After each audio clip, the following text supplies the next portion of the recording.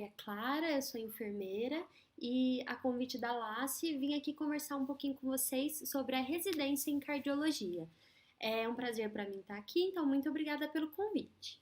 Bom, para a gente começar a falar um pouquinho da residência de cardiologia, primeiro a gente precisa falar sobre a residência em si.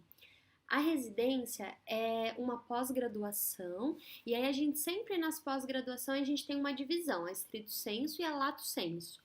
A stricto sensu fala mais da carreira acadêmica, mestrado, doutorado, e a lato sensu são as pós-graduações que nos levam a uma especialidade, e a residência é uma delas. Qual é a diferença? O foco. Na maioria das pós que a gente tem uma carga horária de 350 horas, a maior parte dela é uma carga horária teórica, esse tipo de coisa. Tem algumas que chegam a ter 500 horas, mas é sempre uma mescla com uma carga teórica mais pesada. O que a residência tem de diferente? Ela tem uma carga horária de no mínimo 5.760 horas. Então, para a gente ter uma ideia, chega a ser, acho que mais do que a carga horária que a gente faz na graduação. A diferença é que a gente faz em 2 anos a residência. E ela tem 80% da carga horária dela é prática. Então, assim, é uma pós-graduação em que você tá pegando uma experiência, você tá pegando habilidade e te dando o título de especialista, mas que a maior parte dela é prática. Então, nas enfermarias, nas UTIs, na unidade básica de saúde, e aí depende da área que você for. O processo seletivo, ele ocorre por meio de um concurso público. A maioria das sedes das residências é de hospital universitário público, a gente tem algumas particulares, mas aí é um concurso que é aberto ao público, tem vários critérios, e um deles é uma prova. A prova varia de instituição para instituição, então o conselho que eu já dou é que, independente de onde você vá prestar, planeje o que você quer e onde você quer, para você conhecer o estilo de prova daquele lugar, o que eles avaliam, qual que a bibliografia costuma cair sempre, sabe? Tem bastante disso. Outra coisa que é importante para isso, planejar, é o currículo. Algumas das residências têm uma prova curricular, que você também consegue ter acesso antes. Que é o quê? Ele contabiliza pontos de coisas que você fez durante a graduação. Então, vale a pena você fazer isso, porque você consegue se planejar desde o 2º ano de graduação, por exemplo. Você pega e olha, bom, aqui pontua se eu tenho iniciação científica, se eu participo de liga acadêmica, se eu fiz estágio extracurricular. Então, você consegue planejando ao longo da graduação para você também fazer essas coisas e ter essa pontuação no currículo. Outro ponto que pode ter para avaliação também para entrar é a entrevista com o pessoal da banca. E aí eles perguntam, isso também varia de banca a banca, mas eles perguntam por que você quer residência, alguns lugares perguntam. É assim, uma mescla de entrevista de emprego com algo mais acadêmico. Eles perguntam às vezes defeito e qualidade, como você trabalha em grupo. Enfim, são essas 3 coisas que costumam formar a avaliação. Algumas têm só 2 disso, alguns têm 1, e aí por isso que eu falei que tem que pesquisar caso a caso. Então é uma pós-graduação, a gente tem um período que é preservado para nossa carga teórica, porque não é para ser só tocar serviço, a gente precisa aprender, refletir, estudar, tem prova e tudo mais. Acho que é isso de início, vamos lá, estão me perguntando aqui. Como você se preparou para o processo seletivo? O processo seletivo, gente, é uma coisa contínua. Eu sei que tem gente que estuda em pouco tempo e vai querer decorar todo aquele conteúdo, mas o que funciona melhor, o ideal, é um aprendizado que ele vem durante toda a graduação. Então, se você está em adulto idoso, estuda o máximo daquilo. Se você está em pediatria, estuda o máximo daquilo. Se você está em saúde coletiva, estuda o máximo daquilo. Porque a maioria dos lugares não faz uma prova para especialidade, faz uma prova geral. Então, é para enfermeiro. Então, acaba caindo bastante coisa do que você viu ao longo da graduação.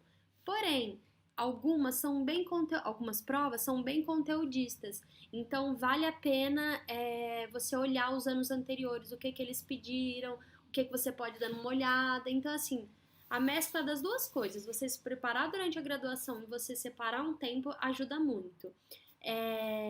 Eu acho que tem alguns simulados disponíveis por aí, eu fiz bastante prova antiga de alguns lugares, tem material também, tem páginas de Instagram, enfim.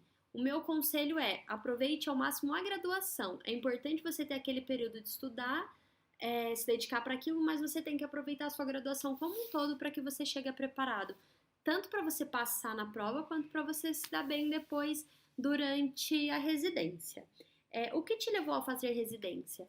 Bom, eu estava, acho que foi no primeiro ou no segundo ano da faculdade, e eu soube de uma veterana minha que tinha feito residência em cardiologia e pneumologia no Instituto do Coração da USP. Fui atrás para tentar entender o que era.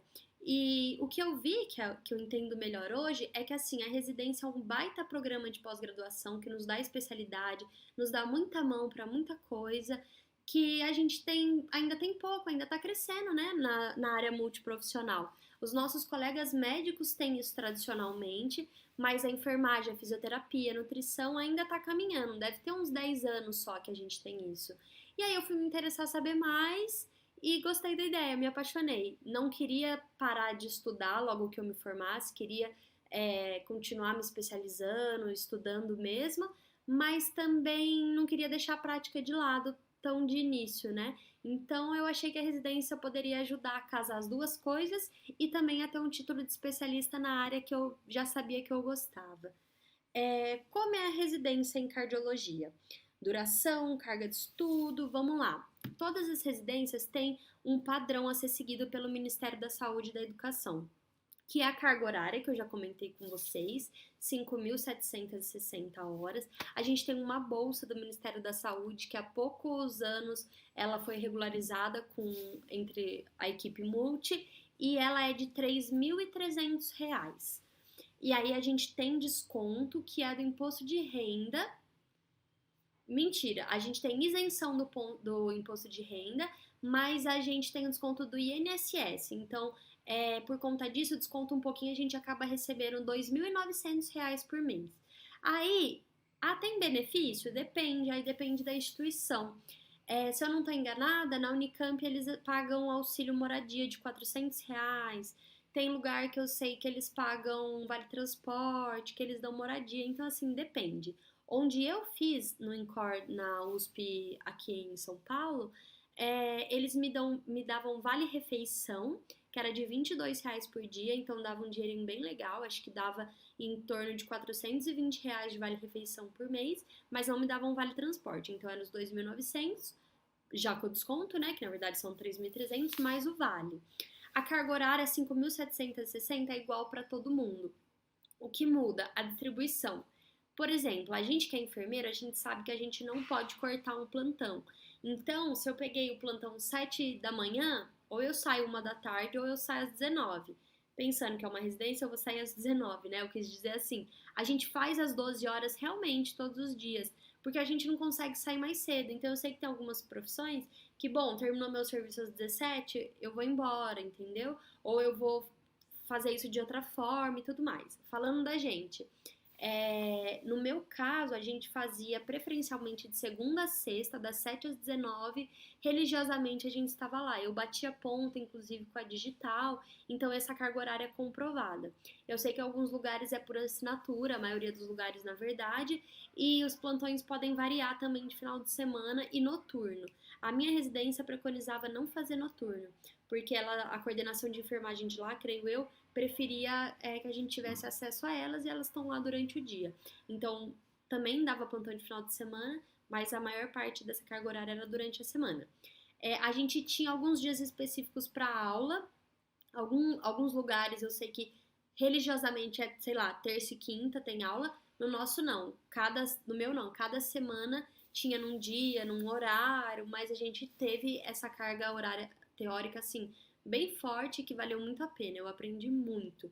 Isso é algo que vocês têm que investigar, é legal perguntar para quem já fez, porque tem muito lugar que ainda tem caminhado um pouco mais nessa questão de ofertar aula teórica, né? Mas dessa parte eu tive muitas oportunidades onde eu fiz. Vamos lá. Quais as vantagens de se fazer residência? Acho que eu já falei um pocão aqui disso, né, resumidamente, mas eu acho que assim, dá uma mão prática muito legal, a gente acaba de sair da graduação, então tem aquela coisa de eu sou enfermeiro, mas também sou aluno. Eu sou aluno, mas eu já sou enfermeiro. Então, eu acho que isso ajuda a gente a desenvolver algumas habilidades de relacionamento, comunicação, técnicas mesmo, teóricas. A gente entra em contato com a equipe multi, a gente faz parte daquela rotina. Ninguém sabe mais o que está acontecendo na unidade do que o residente, porque a gente está lá todos os dias, 12 horas. Então, assim, é um aprendizado que não tem igual. Eu acho que, assim, não tem outro curso de especialização que consiga superar essa imersão que a gente tem na prática e super associada com a teoria, né? Então, assim, preciso falar para vocês que é muito puxado, não é uma coisa fácil. Foi um dos maiores desafios, se não o maior desafio que eu já vivi. Mas você tem que focar no que você quer, se é o seu sonho, e vale muito a pena. Vale muito a pena. Eu com certeza aprendi muito. Foi muito além do que eu esperava e sonhava. Foi, com certeza vale a pena. Mas não pense que será fácil. Áreas de atuação do residente e renda. Falei um pouquinho da bolsa em si. Acho que a pergunta é para pensar num pós. A gente, no Brasil, a gente ainda tem uma questão. Nós temos enfermeiros especialistas, mas não necessariamente as vagas de emprego, infelizmente, ainda são direcionadas para aqueles enfermeiros. Eu vi recentemente, acho que um concurso, acho que era em Florianópolis, não tenho certeza, em que ele pedia enfermeiros que tenham residência em cardiologia. Então, tá começando, assim, mas infelizmente a gente concorre com quem não tem pós-graduação e tudo mais. Com certeza a gente sai na frente. Os gestores gostam porque a gente teve essa imersão teórica, prática, eles sabem que a gente dá conta, vamos dizer assim, né? Então, assim, o mercado de trabalho me parece que valoriza bastante a residência. Eles têm gostado de residentes, mas ao mesmo tempo não tem nada específico para nós do tipo só entra aqui quem fez residência. Isso é um pouco mais difícil ainda de ver, não sei nos próximos anos, né? Porque tem crescido muito enfermeiros com residência. A residência em cardiologia na USP tem TCR? Tem TCR. Se eu não estou enganada, isso é uma normativa do Ministério da Saúde. Então, a residência multiprofissional tem que ter o TCR. O que é o TCR? Trabalho de conclusão de residência. É o TCC, só que é o TCR. Acaba que cada instituição consegue regularizar um pouquinho. Se vai ser em formato de monografia, se é um artigo, se precisa ser pesquisa clínica, se precisa ser revisão. Isso acaba decidindo de cada lugar. Eu fiz a residência em cardiologia e pneumologia lá na USP, né, no INCOR. E lá a gente tinha assim, no final do primeiro ano isso varia de ano a ano, mas a gente podia optar quem eram os nossos orientadores de uma seleção que eles deram, de ótimos profissionais, na maioria inclusive enfermeiros do próprio INCOR que nos orientaram. Então, assim, foi com certeza um ganho, porque apesar de ser algo não, né, uma especialização lato sensu, a gente teve essa experiência em pesquisa também, que foi o nosso TCR, e perto, assim, de orientadores muito relevantes para nós. Então, assim, foi bem bacana. Resumidamente, eu fiz a residência em cardiologia e pneumologia, entrei querendo cardiologia, me apaixonei pela pneumologia, as duas áreas conversam muito, são pacientes que realmente tem carência da atuação do enfermeiro, tanto a nível ambulatorial como em terapia intensiva. A cardiopneumo são 2 anos, né, como todas as residências multis. O primeiro ano é focado num atendimento ambulatorial clínico de internação, então a gente roda entre os ambulatórios e as enfermarias. A gente tem uma carga horária muito forte. A gente roda na parte da cardio, na arritmia, transplante cardíaco, coronárias, né, que é um carro-chefe, as válvulas, todas as áreas de cardio, hemodinâmica, pronto-socorro, tudo, tudo, tudo. E aí, quando a gente roda na pneumo, a gente roda na parte de tórax, né, da cirurgia, na parte pneumo específica e no transplante pulmonar também. Então, assim, você conhecer o paciente na enfermaria também é muito rico. Você encontrar ele depois nos ambulatórios, com certeza nos ajuda muito a ter uma clínica para que a gente chegue no R2 e fique mergulhado na terapia intensiva e no pronto-socorro. Então, assim, lá no INCOR tem uma complexidade muito grande os pacientes, né? Nas enfermarias, muitas vezes, eles estão usando droga vasoativa, né? Então, assim, é uma complexidade um pouco diferente de outros lugares. A gente não tem semi-intensiva. A terapia intensiva é realmente intensiva. Então, assim, a gente tem a UTI clínica que a gente roda, que a gente acaba focando mais tendo mais pacientes, na verdade, em insuficiência cardíaca, tem algumas afecções pulmonares também, mas algumas arritmias, implante de ressincronizador, tudo isso assim mais grave focado na cardio em si clínica. Aí a gente tem uma UTI coronariana, que é focada nas questões coronarianas, né? A gente tem muito equipamento bacana lá, paciente com BIA a rodo. Lá nós temos paciente com HeartMate, que é alguns dispositivos implantáveis de coração artificial. E aí a gente tem as UTIs cirúrgicas também, que é onde a gente costuma ter bastante ECMO, que é a circulação extracorpórea de oxigênio. É uma UTI bastante complexa também, que a gente recebe os pós-operatórios de várias cirurgias, das revascularizações, troca de válvulas, transplantes a gente recebe lá. E tromboendarterectomia, por exemplo, que é uma cirurgia que só é feita lá na América Latina. Então, assim, são coisas que você vê que você não vê em outro lugar, que você não só vê, você participa do cuidado, você entra junto. Lá tem, principalmente na terapia intensiva, né? A gente viu isso, temos enfermeiros incríveis que ficam junto com a gente.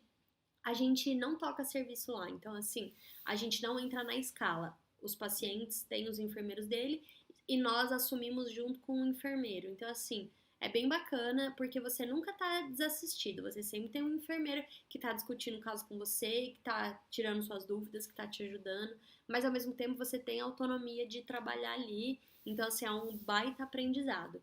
A gente tem a UTI também respiratória, que ela é muito bacana, se não é a primeira, é uma das primeiras UTIs focadas na parte respiratória do estado de São Paulo, antes mesmo da SARS-CoV-2, né, da época da Covid-19, e agora é uma UTI que está focada no cuidado ao Covid também. A gente mergulha bastante no cuidado com os pacientes de Covid, porque muitos deles são da cardio e também por conta dessa parte do pneumo. Acho que é mais ou menos isso. Se faltou alguma coisa, estejam sempre à vontade para me procurar. Mais uma vez, muito obrigada.